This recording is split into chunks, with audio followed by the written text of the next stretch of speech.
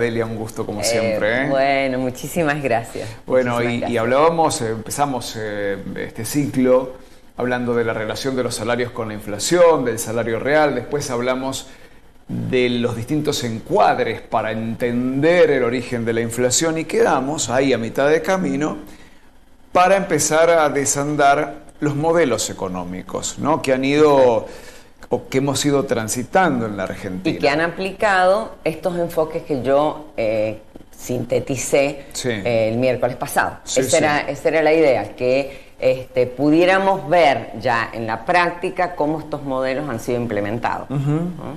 ¿Por dónde empezamos? ¿Por dónde empezamos? Para no ir tan atrás con el gobierno militar. Con el gobierno de la dictadura o el llamado proceso de reestructuración, de reorganización nacional. Reorganización nacional, perdón, sí. Bueno, ¿qué he hecho para tratar de que quede claro? A mí lo primero que yo tengo que, o tenemos que explicitar es el contexto, ¿no? El contexto institucional y político que surge a partir de esto. Bueno, el contexto es justamente una dictadura militar, una de las más sangrientas, o la más sangrienta que hemos tenido en la República Argentina. Ya sabemos, represión, muerte, desapariciones, pero también con una fuerte acción que tuvo que ver con el desmembramiento de todas las relaciones sociales creadas, o más simplemente, toda la estructura económico, social y política de sostenimiento de un modelo de desarrollo de sustitución de importaciones, es decir, de un proceso de industrialización fuerte que vino desarrollándose con matices, con, digamos, algunas contradicciones, pero sí que nos encontramos en el 1975 con una fuerte impronta industrial. Esto fue el contexto esto es lo que surge con el gobierno militar, un desmembramiento y una desarticulación de todo lo que tenía que ver con el movimiento obrero, los movimientos sociales que eran producto de este proceso de industrialización. ¿Está bien? Bueno, esto no es poca cosa porque facilitó el desarrollo o el diseño de estas políticas públicas que vamos... y que marcaron este periodo, Y que marcaron este periodo. A veces uno dice, ¿cómo fue? Bueno, ¿cómo fue en un contexto de represión y desarticulación del movimiento obrero, ¿no? Y social. Claro. Esto me quería como aclararlo porque todo lo demás se tiene que entender en relación a esto. Bien, ¿cuáles son las principales políticas públicas? La liberalización de la economía, clave. Tiene algunas patitas. La apertura externa, que supuso, junto con la eliminación de los impuestos a las exportaciones y a las importaciones, para simplificar X exportaciones, M importaciones, todos los subsidios que tenían que ver con protección de los bienes importados, porque los producíamos en el país, o sea, esto fue el modelo de sustitución de importaciones, justamente, resguardar los bienes industrializados del país. Bueno, todo eso se eliminan. Se eliminan además las retenciones a las exportaciones. ¿Por qué? Porque la mirada era instaurar nuevamente un modelo de reprimarización, cosa que lo logran. Exportar materias primas. Exportar commodities, materias primas. No era exportar bienes de consumo duradero, por ejemplo, que ya había comenzado, sino destruir. Incluso hay frases de Martínez de Hoz que son clarísimas, que tienen que ver para qué producir sillas y tornillos si yo puedo comprarlos afuera. Digo, esto era así. Martínez de Hoz, para los más jovencitos, ministro de Economía, ¿no? Sí, ministro de Economía hasta el 80, de 81 en realidad. El más icónico. El más icónico, sí, representante de la sociedad rural, un terrateniente, productor de vacas y bienes primarios, o sea, digo, sí, venía a representar a su sector, claramente. Sí. Bien, la otra patita de la fue liberalización de las tasas de interés, con una reforma de las entidades financieras, una reforma financiera muy fuerte, que de paso está todavía vigente. Sí. Desregularon las tasas de interés, ya no era un elemento que regulaba el mercado de capitales, sino se abrieron, llegaron hasta el 200% las tasas de interés. Ya voy a explicar cuál fue el mecanismo. Digo, no hay forma que el sector productivo acceda, claro, a esas...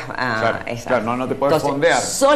Exactamente, solamente fue para armar, que viene después, pero me voy adelantando, la bicicleta financiera, que fue traer dólares de afuera, venderlos, los pesos ponerlos a esas tasas de 200 o de 90, de 100, hasta de 200, ganar dinero en pesos. Después, cuando ya ganaron lo suficiente, porque además no había restricción a la remesa de utilidades, eso es otra parte de la liberalización, por lo cual compraban dólares y se los llevaban. Claro. Entonces, otro elemento, eso también ha pasado hace muy poco, eso supuso una fuga de capitales muy fuerte, ¿no? Y una ganancia extraordinaria para capitales externos. Claro. También lo hicieron algunos capitales nacionales. Pero fue fuga de divisas igual. Pero por supuesto, claro, por supuesto, claro, por supuesto. Entonces, la reforma financiera, ya la otra, también libre disponibilidad y garantías del Banco Central para entidades financieras. Por lo cual, yo no sé si se acuerdan los que somos más grandes, la proliferación de entidades financieras, ¿no? Las financieras, claro, que después, bueno, van cayendo y van dejando atrás a muchísimas personas, tanto de empleados sí, como de gente que había depositado dinero para ganar estas tasas de interés insostenibles en el tiempo, por lo cual empiezan a caer en cascada las entidades financieras, ¿no? Bancos y financieras. Bien. Hubo una política industrial que tiene que ver, que toman una política industrial del año 1971-73, de incentivos, o sea, de diferimientos impositivos. La famosa ley de diferimientos impositivos, que no es otra cosa que el beneficio de los grandes capitales que podían diferir impuestos. Exacto. O sea, exacto, bien. Ya vamos como perfilando el tipo de modelo.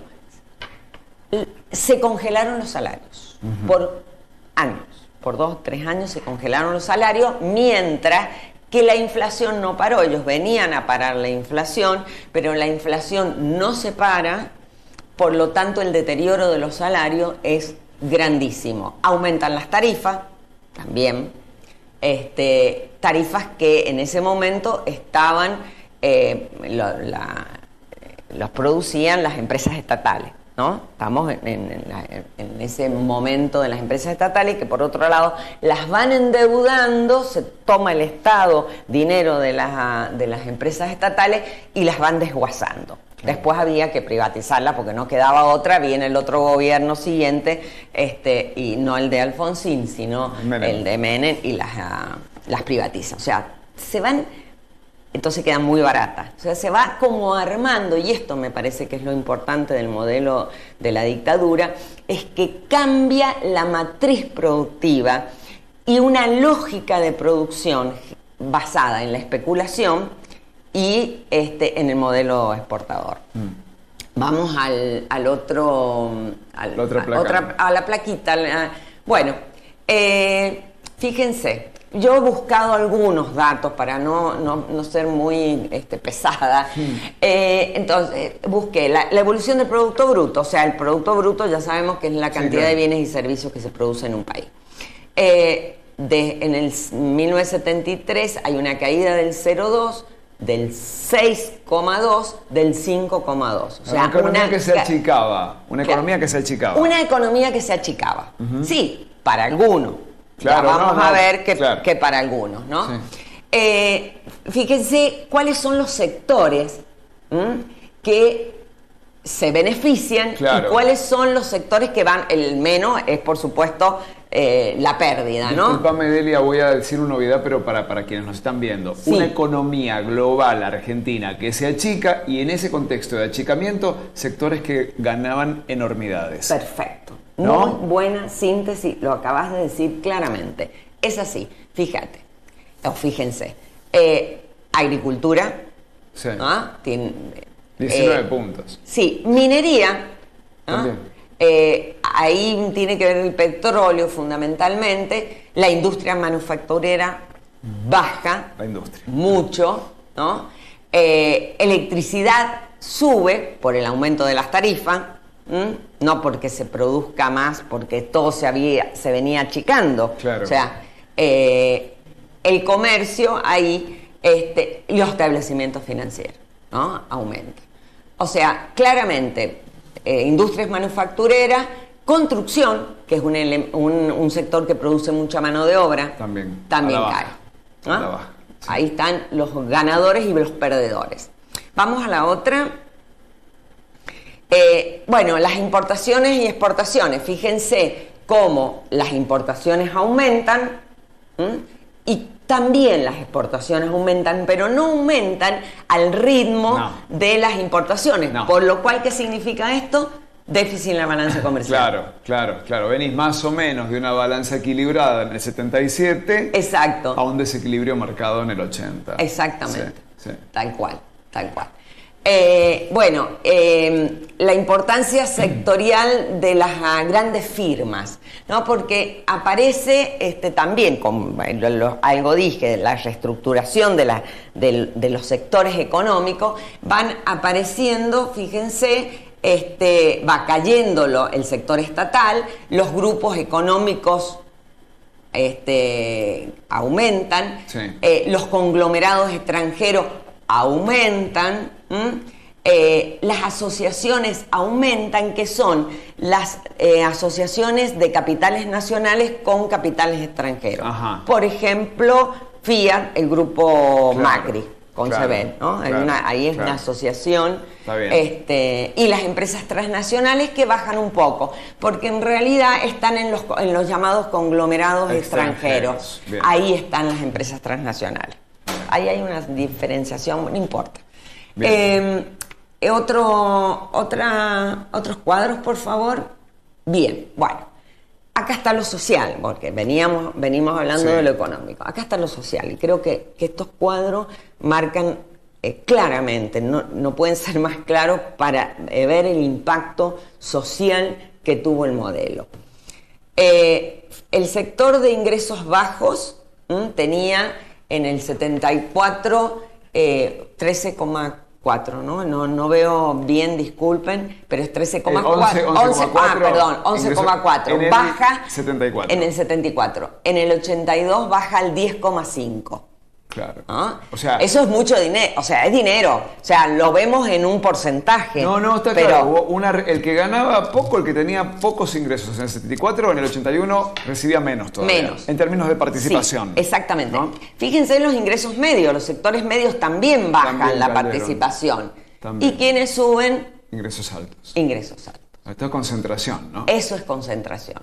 Concentración que no deja de parar, concentración del ingreso, Sí. Que está acompañada de la concentración económica que se produce en este periodo.